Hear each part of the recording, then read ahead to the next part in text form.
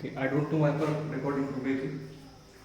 Okay, so last law है अपना law of reciprocal proportions. ठीक है, मैं लिख चुका हूँ फिर भी आपके लिए पढ़ देता हूँ. तो लॉ कहता है कि the ratio of masses of two elements of A and B combining separately with the fixed mass of third element C. मतलब तीन एलिमेंट यहाँ पे कंसिडर किए A, B and C is either the same or equal to the whole number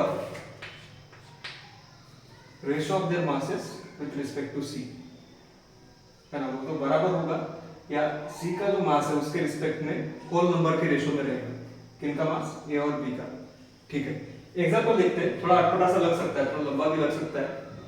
ठीक है ना, कई बार इनके एग्जांपल्स बहुत इजी होते हैं, पर जो लॉ फॉर्मुलेट करने के लिए जो लैंग्वेज यूज की जाती है तो थोड़ी ट्रिकी या कंफ्यूजिंग लग सकती है, पर एक्चुअली में ऐसा है नहीं.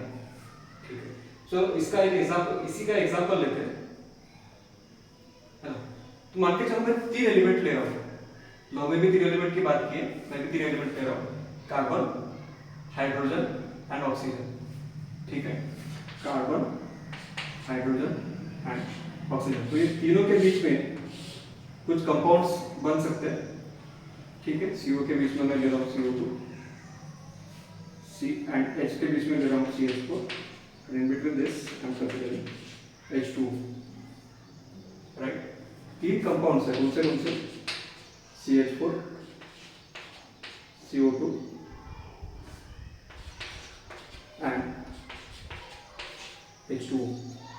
अब तीनों में इनका मास का रेशियो देखेंगे एलिमेंट्स का. तो कार्बन टू हाइड्रोजन का जो मास का रेशियो है दैट कम्स टू बी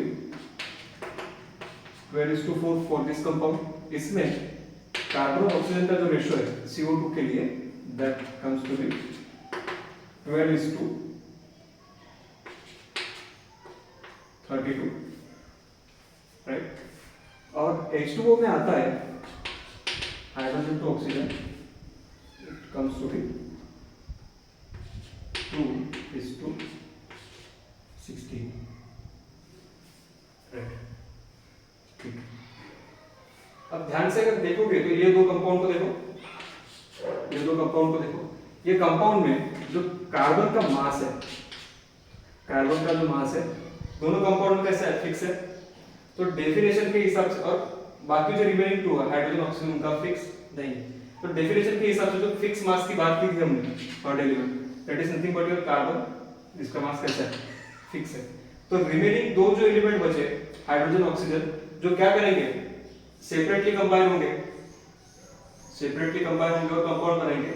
ये सेपरेटली कंबाइन होके ये कंपाउंड अगर बनाएंगे, ठीक है, तो इनमें भी जो मास का रेशियो रहेगा वो बोला था कि इनके रेशियो के एक तो बराबर होगा या फिर होल नंबर रेशियो के फॉर्म में रहेगा. तो देखो ये केस में, ये दो कंपाउंड के केस में अगर मैं हाइड्रोजन टू ऑक्सीजन का रेशियो लेता हूं तो इट कम्स टू बी 4/32. ठीक है, और ये केस में तो हाइड्रोजन और ऑक्सीजन का रेशियो मिला था, इट कम्स टू बी 4/16. तो इसी को लिख सकता हूं मैं 2/16, या इसी को लिख सकता हूं न्यूमरेटर और डिनोमिनेटर को अगर 2 से मल्टीप्लाई कर दिया तो इसी को लिख सकता हूं 4/32.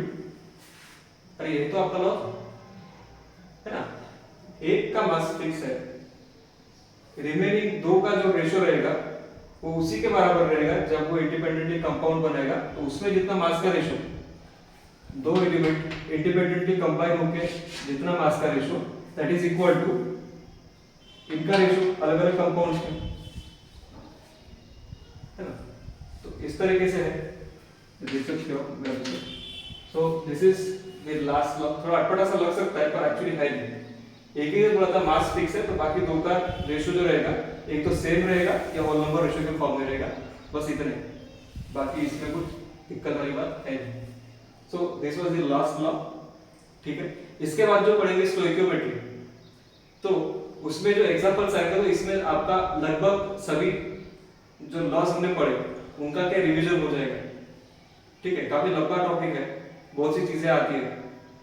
ठीक है, और उसके बाद जो लास्टली पढ़ेंगे वो पढ़ेंगे कंसंट्रेशन टर्म्स, और उसके बाद अगर थोड़ा बहुत बच जाता है मिसलेनियस तो उसके बाद मतलब 3 दिन का लेक्चर का अभी मटेरियल हो जाए, फिर ये चैप्टर खत्म। ओके, तो अभी के लिए इतना, थैंक यू।